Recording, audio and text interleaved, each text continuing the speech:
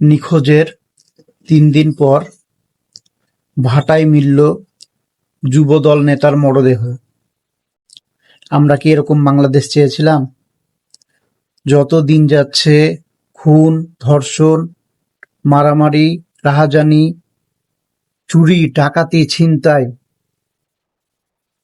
মাদকসেবী বাড়তেই আছে। এগুলোর কারণ কি?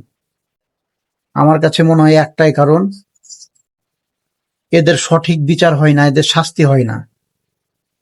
পুলিশ গ্রেপ্তার করে, কিছুদিন জেল খাটার পর জামিনে বেরিয়ে আসে, দিব্যি ঘুরে বেড়ায়, যে পাপ করেছিল সে পাপের কথা ভুলে যায়।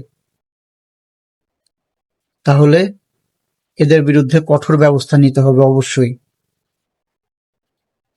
এই খুন, ধর্ষণ আরো ইত্যাদি অন্যায়ের সাথে যারাই জড়িত তাদেরকে শাস্তির ব্যবস্থা করতে হবে। তাহলে আস্তে আস্তে দুর্নীতি কমে আসবে।